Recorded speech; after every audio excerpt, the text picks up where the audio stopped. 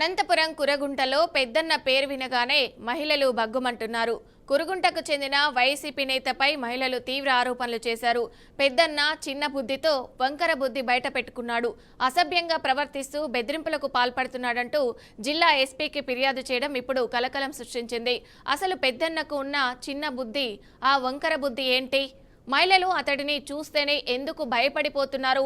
మహిళలపై అతడు చేస్తున్న వేధింపులేంటి? నగర శివారులోని కురుగుంట గ్రామానికి చెందిన వైసీపీ నేత వడ్డే పెద్దన్నపై మహిళలు తీవ్ర ఆరోపణలు చేశారు.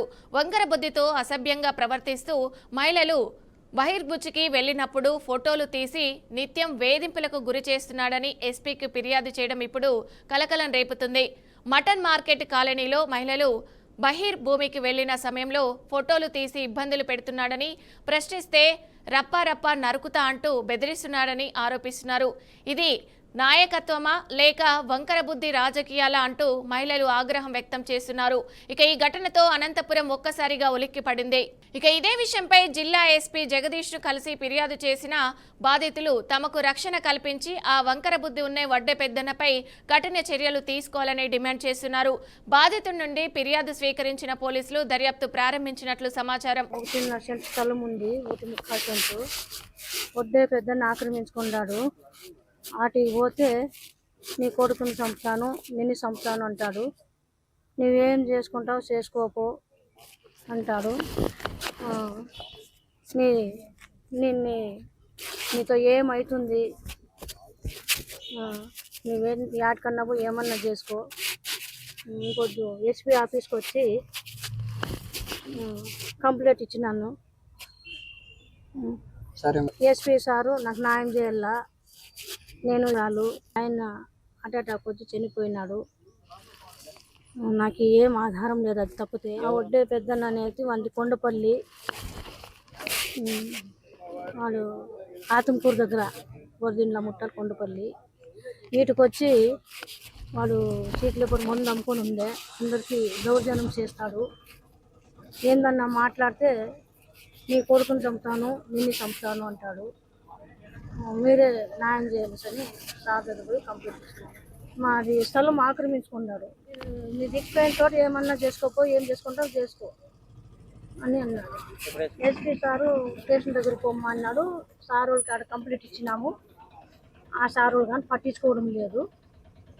ఒకడు వాని పక్క కానిస్టేబుల్ ఉన్నాడు, వడ్డాడు కానిస్టేబుల్.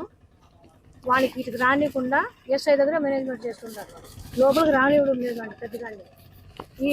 ఈసారే వాడి పక్క డబ్బే తిన్నాడో ఏం తిన్నాడో తెలియదు. అక్కడ వచ్చేసి చాలా విలేజ్ల నుంచి పనుల కోసం చాలా మంది వచ్చారు అక్కడికి. వాళ్ళు ఎక్కడ చూసిన వ్యాపారం, అర్లీ మార్నింగ్ వ్యాపారానికి వెళ్లే వాళ్ళు చిన్న చిన్న కొట్టాలు వేసుకున్నారు. అక్కడ లెట్రిన్ బాత్రూమ్లు ఇంకా కట్టుకునే ఇది వాళ్ళకి రాలేదు కాబట్టి తెల్లవారుజామున అర్లీ మార్నింగ్ వాళ్ళు పనులకు వెళ్ళాలని చెప్పేసి అర్లీ మార్నింగ్ లేసి అవుట్ సైడ్ డబ్బా పట్టుకుని అవుట్ సైడ్ వెళ్లేవాళ్ళు. ఇతను అక్కడ ఉండే ఆ కాలనీలో ఉండేటువంటి పెద్దన్న అనే వ్యక్తి అర్లీ మార్నింగ్ మొబైల్ తీసుకెళ్లి అక్కడ వాళ్ళ ఫోటోలు తీయడము. ఎందుకు మీరు ఇలా ఫోటోలు తీస్తున్నారంటే మీరేమన్నా ఎక్కువ మాట్లాడితే మిమ్మల్ని చంపేస్తాను అని చెప్పి బెదిరియడము, వాళ్ళ మీద చేయి చేసుకోవడము, ఫోటోలు తీయడము, ఇలాంటివి చాలా చేస్తున్నాడు. సరేలే ఇతనితో ఎందుకని చెప్పేసి వాళ్ళు అక్కడ వదిలేసి పనులకు వెళ్ళిన తర్వాత ఇంట్లో అమ్మాయిలు చాలా మంది ఉంటారు, చిన్నపిల్లలు పెద్ద పిల్లలు అనేది లేకోకుండా ఇండ్ల దగ్గరికి వెళ్ళి మీ వాళ్ళు ఫోటోలు తీశారు, ఇలా చెప్పినా కానీ వినుకోకుండా ఉన్నారని చెప్పేసి నిన్ను చంపేస్తానని చెప్పి ఇళ్ళకు దూరి బెదిరించడము, ఇలాంటివన్నీ చేస్తున్నాడు. అందుకే ఈరోజు సోమవారం స్పందనలో ఎస్పీ గారికి కంప్లైంట్ ఇవ్వడం జరిగింది. అతనిపై చర్యలు తీసుకొని మాకు అక్కడ ఉన్నటువంటి న్యాయం జరగాలని చెప్పేసి, అతని వల్ల మాకు ప్రాణహాని గానీ ఉంది. చాలా మంది మేము బాత్రూమ్ లేదు సార్, మాకి బాత్రూమ్ లేకుండా చూసి మేము బయటికి పోతున్నాం. వంక దగ్గర ఉంది సార్, మాకి అటు పోతా అంటే ఈడోలు తీస్తున్నాడు సార్. ఈడోలు తీస్తున్నాడు, ఎందుకు తీస్తున్నాడు? ఆ టైంలో మేము మొగోళ్ళకి మాట్లాడితే బాగుంటుందా సార్?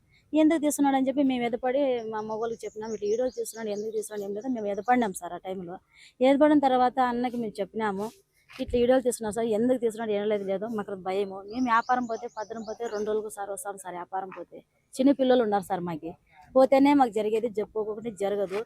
ఇట్లా టార్చర్ అయిపోయింది సార్ మా కాలనీలో. మాట అంటే ఏమన్నా చూసి ఒక రకంగా చూసిపోయేది, మాకు లేనిపోయినవన్నీ గొడుగు వచ్చేది. మన నిష్కారణంగా ఏందో గొడుగు మా మీద వచ్చినారు సార్, గొడుగు వచ్చినాడు. అయినా కూడా మేము ఏందోలే మా ఆయన పట్టుకొని నన్నే తిట్టినాడు, ఎందుకు పోతాలే వాళ్ళ జోలి మనకి ఏమొస్తుంది. మేము పోలేదు సార్, వాళ్ళు పోకుండా వాళ్ళే ఆడవాళ్ళు వచ్చి మా మీద వస్తున్నారు సార్. వాళ్ళు అదే సార్ ఇట్లా పెద్దన్న రౌడీ చిట్ మాది మా మీద ఇట్లా లేనిపోనివన్నీ ఈడోలు తీసేది, ఏదైనా ఇల్లు కట్టుకునే కూడా అడ్డం వచ్చేది, ఇది మాది అనేది ఆక్రమించుకుంటున్నారు అనేది, మీరు ఇట్లా చేస్తున్నారు సార్. ఇది మాకు అది గవర్నమెంట్ స్థలం సార్, మాకు ఇచ్చినారు. ఆ పొద్దు మేము తీసుకున్నాం. ఈ పొద్దుకి ఇచ్చి కూడా 10 ఏళ్ళు లేదు సార్. ఇది అడివని మేము ఏందో పట్టించుకోలేదు కాబట్టి ఇది వచ్చి కట్టుకుంటున్నాం సార్. మేము దాంట్లో కూడా మధ్యలో వచ్చేది మేము వాటికి పెద్దానికి ఇచ్చినాం సార్, డబ్బులు ఇచ్చినాం సార్. మేము వాటికి మాకు డబ్బులు కావాలంటే 3,70,000 కట్టినాం సార్ డబ్బు. ఆ డబ్బు ఇప్పించుకొని కూడా మాకు ఏం సాక్ష్యం ఏముంది, మీకు ఏంది రుజువు ఉంది అని చెప్పేది అట్లా దౌర్జన్యం చేస్తారు సార్.